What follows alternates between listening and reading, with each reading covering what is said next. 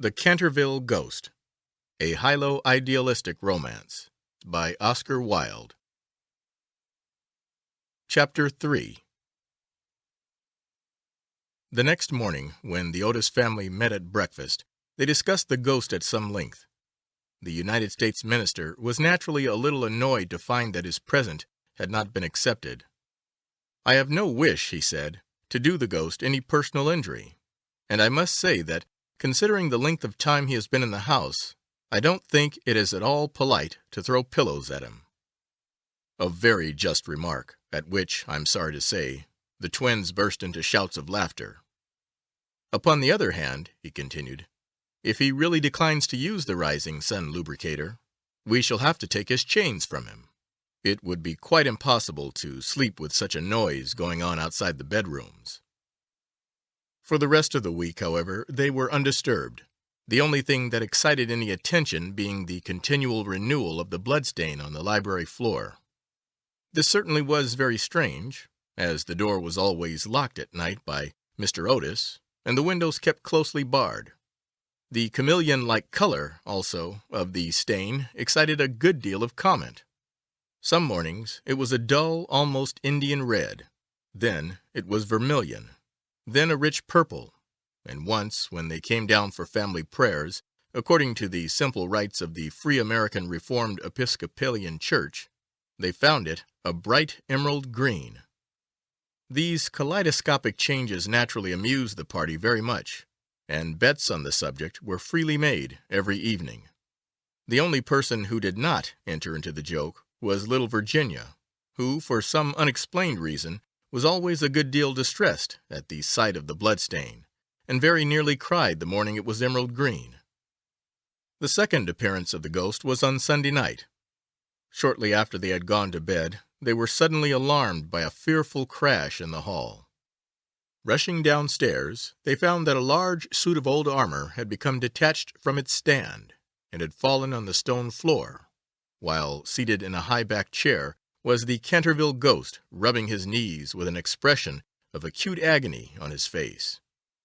The twins, having brought their pea-shooters with them, at once discharged 2 pellets on him, with that accuracy of aim which can only be attained by long and careful practice on a riding master, while the United States minister covered him with his revolver and called upon him, in accordance with Californian etiquette, to hold up his hands. The ghost started up with a wild shriek of rage, and swept through them like a mist, extinguishing Washington Otis's candle as he passed, and so leaving them all in total darkness. On reaching the top of the staircase, he recovered himself, and determined to give his celebrated peal of demoniac laughter. This, he had on more than one occasion found extremely useful. It was said to have turned Lord Raker's wig gray in a single night, and had certainly made 3 of Lady Canterville's French governesses give warning before their month was up. He accordingly laughed his most horrible laugh, till the old vaulted roof rang and rang again, but hardly had the fearful echo died away, when a door opened, and Mrs. Otis came out in a light blue dressing gown. "I am afraid you are far from well," she said, "and have brought you a bottle of Dr. Dauble's tincture. If it is indigestion, you will find it a most excellent remedy." The ghost glared at her in fury, and began at once to make preparations for turning himself into a large black dog, an accomplishment for which he was justly renowned, and to which the family doctors always attributed the permanent idiocy of Lord Canterville's uncle, the Honorable Thomas Horton. The sound of approaching footsteps, however, made him hesitate in his fell purpose, so he contented himself with becoming faintly phosphorescent, and vanished with a deep churchyard groan, just as the twins had come up to him. On reaching his room, he entirely broke down, and became a prey to the most violent agitation. The vulgarity of the twins, and the gross materialism of Mrs. Otis, were naturally extremely annoying, but what really distressed him most was that he had been unable to wear the suit of mail. He had hoped that even modern Americans would be thrilled by the sight of a spectre in armor, if for no more sensible reason, at least out of respect for their national poet, Longfellow, over whose graceful and attractive poetry he himself had whiled away many a weary hour when the Cantervilles were up in town. Besides, it was his own suit. He had worn it with great success at the Kenilworth tournament, and had been highly complimented on it by no less a person than the Virgin Queen herself. Yet when he had put it on, he had been completely overpowered by the weight of the huge breastplate and steel casque, and had fallen heavily on the stone pavement, barking both his knees severely, and bruising the knuckles of his right hand. For some days after this he was extremely ill, and hardly stirred out of his room at all, except to keep the bloodstain in proper repair. However, by taking great care of himself, he recovered, and resolved to make a third attempt to frighten the United States minister and his family. He selected Friday, the 17th of August, for his appearance, and spent most of that day in looking over his wardrobe, ultimately deciding in favor of a large slouched hat with a red feather, a winding sheet frilled at the wrists and neck, and a rusty dagger. Towards evening a violent storm of rain came on, and the wind was so high that all the windows and doors in the old house shook and rattled. In fact, it was just such weather as he loved. His plan of action was this. He was to make his way quietly to Washington Otis's room, gibber at him from the foot of the bed, and stab himself 3 times in the throat to the sound of slow music. He bore Washington a special grudge, being quite aware that it was he who was in the habit of removing the famous Canterville bloodstain by means of Pinkerton's Paragon detergent. Having reduced the reckless and foolhardy youth to a condition of abject terror, he was then to proceed to the room occupied by the United States minister and his wife, and there to place a clammy hand on Mrs. Otis's forehead, while he hissed into her trembling husband's ear the awful secrets of the charnel house. With regard to little Virginia, he had not quite made up his mind. She had never insulted him in any way, and was pretty and gentle. A few hollow groans from the wardrobe, he thought, would be more than sufficient, or, if that failed to wake her, he might grabble at the counterpane with palsy-twitching fingers. As for the twins, he was quite determined to teach them a lesson. The first thing to be done was, of course, to sit upon their chests, so as to produce the stifling sensation of nightmare. Then, as their beds were quite close to each other, to stand between them in the form of a green, icy cold corpse, till they became paralyzed with fear, and finally to throw off the winding sheet and crawl round the room with white bleached bones and one rolling eyeball in the character of Dumb Daniel, or the suicide skeleton, a role in which he had on more than one occasion produced a great effect, and which he considered quite equal to his famous part of Martin the Maniac, or the Masked Mystery. At 10:30 he heard the family going to bed. For some time he was disturbed by wild shrieks of laughter from the twins, who, with the light-hearted gaiety of schoolboys, were evidently amusing themselves before they retired to rest. But at 11:15 all was still, and as midnight sounded, he sallied forth. The owl beat against the window panes, the raven croaked from the old yew tree, and the wind wandered moaning round the house like a lost soul. But the Otis family slept unconscious of their doom, and high above the rain and storm he could hear the steady snoring of the minister for the United States. He stepped stealthily out of the wainscoting with an evil smile on his cruel, wrinkled mouth, and the moon hid her face in a cloud as he stole past the great oriel window, where his own arms and those of his murdered wife were blazoned in azure and gold. On and on he glided, like an evil shadow, the very darkness seeming to loathe him as he passed. Once he thought he heard something call, and stopped. But it was only the baying of a dog from the Red Farm, and he went on, muttering strange 16th-century curses, and ever and anon brandishing the rusty dagger in the midnight air. Finally, he reached the corner of the passage that led to luckless Washington's room. For a moment he paused there, the wind blowing his long gray locks about his head, and twisting into grotesque and fantastic folds the nameless horror of the dead man's shroud. Then the clock struck the quarter, and he felt the time was come. He chuckled to himself and turned the corner, but no sooner had he done so than, with a piteous wail of terror, he fell back and hid his blanched face in his long, bony hands. Right in front of him was standing a horrible specter, motionless as a carven image, and monstrous as a madman's dream. Its head was bald and burnished, its face round and fat and white, and hideous laughter seemed to have writhed its features into an eternal grin. From the eyes streamed rays of scarlet light, the mouth was a wide well of fire, and a hideous garment, like to his own, swathed with its silent snows the Titan form. On its breast was a placard with strange writing in antique characters, some scroll of shame, it seemed, some record of wild sins, some awful calendar of crime, and with its right hand it bore aloft a falchion of gleaming steel. Never having seen a ghost before, he naturally was terribly frightened, and after a second hasty glance at the awful phantom, he fled back to his room, tripping up in his long winding sheet as he sped down the corridor, and finally dropping the rusty dagger into the minister's jack-boots, where it was found in the morning by the butler. Once in the privacy of his own apartment, he flung himself down on a small pallet bed and hid his face under the clothes. After a time, however, the brave old Canterville spirit asserted itself, and he determined to go and speak to the other ghost as soon as it was daylight. Accordingly, just as the dawn was touching the hills with silver, he returned towards the spot where he had first laid eyes on the grisly phantom, feeling that, after all, 2 ghosts were better than 1, and that, by the aid of his new friend, he might safely grapple with the twins. On reaching the spot, however, a terrible sight met his gaze. Something had evidently happened to the spectre, for the light had entirely faded from its hollow eyes.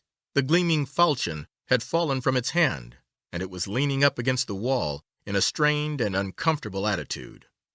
He rushed forward and seized it in his arms, when, to his horror, the head slipped off and rolled on the floor. The body assumed a recumbent posture, and he found himself clasping a white dimity bed-curtain, with a sweeping brush, a kitchen cleaver, and a hollow turnip lying at his feet. Unable to understand this curious transformation, he clutched the placard with feverish haste, and there, in the gray morning light, he read these fearful words: "Ye old ghost, ye only true and original spook, beware of ye imitations. All others are counterfeit." The whole thing flashed across him. He had been tricked, foiled, and outwitted. The old Canterville look came into his eyes. He ground his toothless gums together, and, raising his withered hands high above his head, swore, according to the picturesque phraseology of the antique school, that when Chanticleer had sounded twice his merry horn, deeds of blood would be wrought, and murder walk abroad with silent feet. Hardly had he finished this awful oath, when, from the red-tiled roof of a distant homestead, a cock crew. He laughed a long, low, bitter laugh, and waited. Hour after hour he waited, but the cock, for some strange reason, did not crow again. Finally, at 7:30, the arrival of the housemaids made him give up his fearful vigil, and he stalked back to his room, thinking of his vain hope and baffled purpose. There he consulted several books of ancient chivalry, of which he was exceedingly fond, and found that, on every occasion on which his oath had been used, Chanticleer had always crowed a second time. "Perdition seize the naughty fowl," he muttered. "I have seen the day when, with my stout spear, I would have run him through the gorge, and made him crow for me, and 'twere in death." He then retired to a comfortable lead coffin, and stayed there till evening. Chapter 4. The next day the ghost was very weak and tired. The terrible excitement of the last 4 weeks was beginning to have its effect. His nerves were completely shattered, and he started at the slightest noise. For 5 days he kept his room, and at last made up his mind to give up the point of the bloodstain on the library floor. If the Otis family did not want it, they clearly did not deserve it. They were evidently people on a low material plane of existence, and quite incapable of appreciating the symbolic value of sensuous phenomena. The question of phantasmic apparitions and the development of astral bodies was, of course, quite a different matter, and really not under his control. It was his solemn duty to appear in the corridor once a week, and to gibber from the large oriel window on the first and third Wednesday in every month, and he did not see how he could honorably escape from his obligations. It is quite true that his life had been very evil, but upon the other hand he was most conscientious in all things connected with the supernatural. For the next 3 Saturdays, accordingly, he traversed the corridor as usual between midnight and 3 o'clock, taking every possible precaution against being either heard or seen. He removed his boots, trod as lightly as possible on the old worm-eaten boards, wore a large black velvet cloak, and was careful to use the rising sun lubricator for oiling his chains. I am bound to acknowledge that it was with a good deal of difficulty that he brought himself to adopt this last mode of protection. However, one night, while the family were at dinner, he slipped into Mr. Otis's bedroom and carried off the bottle. He felt a little humiliated at first, but afterwards was sensible enough to see that there was a great deal to be said for the invention, and to a certain degree it served his purpose. Still, in spite of everything, he was not left unmolested.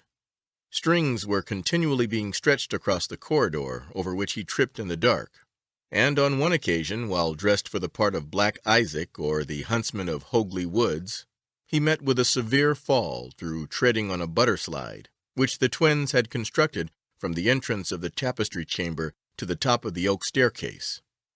This last insult so enraged him that he resolved to make one final effort to assert his dignity and social position, and determined to visit the insolent young Etonians the next night in his celebrated character of Reckless Rupert, or the Headless Earl. He had not appeared in this disguise for more than 70 years. In fact, not since he had so frightened pretty Lady Barbara Modish by means of it, that she suddenly broke off her engagement with the present Lord Canterville's grandfather, and ran away to Gretna Green with handsome Jack Castleton, declaring that nothing in the world would induce her to marry into a family that allowed such a horrible phantom to walk up and down the terrace at twilight. Poor Jack was afterwards shot in a duel by Lord Canterville on Wandsworth Common, and Lady Barbara died of a broken heart at Tunbridge Wells before the year was out. So, in every way, it had been a great success. It was, however, an extremely difficult make-up, if I may use such a theatrical expression in connection with one of the greatest mysteries of the supernatural, or, to employ a more scientific term, the higher natural world, and it took him fully 3 hours to make his preparations. At last everything was ready, and he was very pleased with his appearance.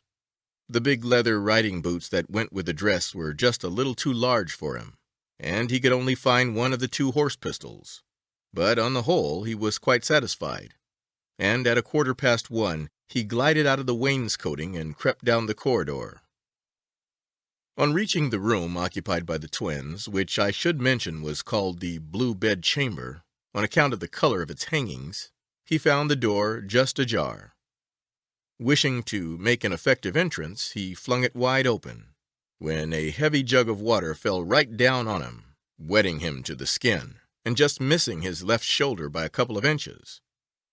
At the same moment he heard stifled shrieks of laughter proceeding from the 4-post bed. The shock to his nervous system was so great that he fled back to his room as hard as he could go, and the next day he was laid up with a severe cold. The only thing that at all consoled him in the whole affair was the fact that he had not brought his head with him, for had he done so, the consequences might have been very serious. He now gave up all hope of ever frightening this rude American family, and contented himself, as a rule, with creeping about the passages in list slippers, with a thick red muffler round his throat for fear of draughts, and a small arquebus in case he should be attacked by the twins. The final blow he received occurred on the 19th of September. He had gone downstairs to the great entrance hall, feeling sure that there, at any rate, he would be quite unmolested, and was amusing himself by making satirical remarks on the large Saroni photographs of the United States minister and his wife, which had now taken the place of the Canterville family pictures. He was simply but neatly clad in a long shroud, spotted with churchyard mold, had tied up his jaw with a strip of yellow linen, and carried a small lantern and a sexton's spade. In fact, he was dressed for the character of Jonas the Graveless, or the corpse-snatcher of Chertsey Barn, one of his most remarkable impersonations, and one which the Cantervilles had every reason to remember, as it was the real origin of their quarrel with their neighbor Lord Rufford. It was about 2:15 in the morning, and as far as he could ascertain, no one was stirring. As he was strolling towards the library, however, to see if there were any traces left of the bloodstain, suddenly there leaped out on him from a dark corner 2 figures who waved their arms wildly above their heads and shrieked out "Boo!" in his ear. Seized with a panic, which under the circumstances was only natural, he rushed for the staircase, but found Washington Otis waiting for him there with the big garden syringe, and being thus hemmed in by his enemies on every side, and driven almost to bay, he vanished into the great iron stove, which, fortunately for him, was not lit, and had to make his way home through the flues and chimneys, arriving at his own room in a terrible state of dirt, disorder, and despair. After this he was not seen again on any nocturnal expedition. The twins lay in wait for him on several occasions, and strewed the passages with nutshells every night, to the great annoyance of their parents and the servants, but it was of no avail. It was quite evident that his feelings were so wounded that he would not appear. Mr. Otis consequently resumed his great work on the history of the Democratic party, on which he had been engaged for some years. Mrs. Otis organized a wonderful clam-bake, which amazed the whole county. The boys took to lacrosse, euchre, poker, and other American national games, and Virginia rode about the lanes on her pony, accompanied by the young Duke of Cheshire, who had come to spend the last week of his holidays at Canterville Chase. It was generally assumed that the ghost had gone away, and in fact Mr. Otis wrote a letter to that effect to Lord Canterville, who, in reply, expressed his great pleasure at the news, and sent his best congratulations to the minister's worthy wife. The Otises, however, were deceived, for the ghost was still in the house, and though now almost an invalid, was by no means ready to let matters rest, particularly as he heard that among the guests was the young Duke of Cheshire, whose grand-uncle, Lord Francis Stilton, had once bet 100 guineas with Colonel Carberry that he would play dice with the Canterville Ghost, and was found the next morning lying on the floor of the card-room in such a helpless paralytic state that, though he lived on to a great age, he was never able to say anything again but double sixes. The story was well known at the time, though, of course, out of respect to the feelings of the 2 noble families, every attempt was made to hush it up, and a full account of all the circumstances connected with it will be found in the 3rd volume of Lord Tattle's Recollections of the Prince Regent and his Friends. The ghost, then, was naturally very anxious to show that he had not lost his influence over the Stiltons, with whom indeed he was distantly connected, his own first cousin having been married en secondes noces to the Sire de Bulkeley, from whom, as everyone knows, the Dukes of Cheshire are lineally descended. Accordingly, he made arrangements for appearing to Virginia's little lover in his celebrated impersonation of the vampire monk, or the bloodless Benedictine, a performance so horrible that when old Lady Startup saw it, which she did on one fatal New Year's Eve in the year 1764, she went off into the most piercing shrieks, which culminated in violent apoplexy, and died in 3 days after disinheriting the Cantervilles, who were her nearest relations, and leaving all her money to her London apothecary. At the last moment, however, his terror of the twins prevented his leaving his room, and the little Duke slept in peace under the great feathered canopy in the royal bedchamber, and dreamed of Virginia. Chapter 5. A few days after this, Virginia and her curly-haired cavalier went out riding on Brockley Meadows, where she tore her habit so badly in getting through a hedge that, on her return home, she made up her mind to go up by the back staircase so as not to be seen. As she was running past the tapestry chamber, the door of which happened to be open, she fancied she saw someone inside, and, thinking it was her mother's maid, who sometimes used to bring her work there, looked in to ask her to mend her habit. To her immense surprise, however, it was the Canterville Ghost himself. He was sitting by the window watching the ruined gold of the yellowing trees fly through the air, and the red leaves dancing madly down the long avenue. His head was leaning on his hand, and his whole attitude was one of extreme depression.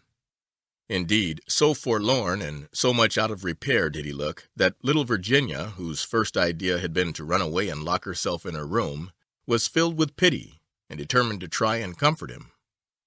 So light was her footfall, and so deep his melancholy, that he was not aware of her presence till she spoke to him. "I am so sorry for you," she said, "but my brothers are going back to Eton tomorrow, and then, if you behave yourself, no one will annoy you." "It is absurd asking me to behave myself," he answered, looking round in astonishment at the pretty little girl who had ventured to address him. "Quite absurd. I must rattle my chains, and groan through keyholes, and walk about at night, if that is what you mean. It is my only reason for existing." "It is no reason at all for existing, and you know you have been very wicked. Mrs. Umney told us the first day we arrived here that you had killed your wife." "Well, I quite admit it," said the ghost petulantly, "but it was a purely family matter, and concerned no one else." "It is very wrong to kill anyone," said Virginia, who at times had a sweet Puritan gravity, caught from some old New England ancestor. "Oh, I hate the cheap severity of abstract ethics. My wife was very plain, never had my ruffs properly starched, and knew nothing about cookery. Why, there was a buck I had shot in Hogley Woods, a magnificent pricket, and do you know how she had it sent up to table? However, it is no matter now, for it is all over, and I don't think it was very nice of her brothers to starve me to death, though I did kill her." "Starve you to death? Oh, Sir Simon, are you hungry? I have a sandwich in my case. Would you like it?" "No, thank you. I never eat anything now. But it is very kind of you all the same, and you are much nicer than the rest of your horrid, rude, vulgar, dishonest family." "Stop!" cried Virginia, stamping her foot. "It is you who are rude and horrid and vulgar. And as for dishonesty, you know you stole the paints out of my box to try and furbish up that ridiculous bloodstain in the library. First you took all my reds, including the vermilion, and I couldn't do any more sunsets. Then you took the emerald green and the chrome yellow, and finally I had nothing left but indigo and Chinese white, and could only do moonlight scenes, which are always depressing to look at, and not at all easy to paint. I never told on you, though I was very much annoyed, and it was most ridiculous, the whole thing, for who ever heard of emerald green blood?" "Well, really," said the ghost rather meekly, "what was I to do? It is a very difficult thing to get real blood nowadays, and as your brother began it all with his Paragon detergent, I certainly saw no reason why I should not have your paints. As for color, that is always a matter of taste. The Cantervilles have blue blood, for instance, the very bluest in England, but I know you Americans don't care for things of this kind." "You know nothing about it, and the best thing you can do is to emigrate and improve your mind. My father will be only too happy to give you a free passage, and though there is a heavy duty on spirits of every kind, there will be no difficulty about the custom house, as the officers are all Democrats. Once in New York, you are sure to be a great success. I know lots of people there who would give $100,000 to have a grandfather, and much more than that to have a family ghost." "I don't think I should like America." "I suppose because we have no ruins and no curiosities?" said Virginia satirically. "No ruins, no curiosities," answered the ghost. "You have your navy and your manners." "Good evening. I will go and ask Papa to get the twins an extra week's holiday." "Please don't go, Miss Virginia," he cried. "I am so lonely and so unhappy, and I really don't know what to do. I want to go to sleep, and I cannot." "That's quite absurd. You have merely to go to bed and blow out the candle. It is very difficult sometimes to keep awake, especially at church, but there is no difficulty at all about sleeping. Why, even babies know how to do that, and they are not very clever." "I have not slept for 300 years," he said sadly, and Virginia's beautiful blue eyes opened in wonder. "For 300 years I have not slept, and I'm so tired." Virginia grew quite grave, and her little lips trembled like rose leaves. She came towards him, and kneeling down at his side, looked up into his old withered face.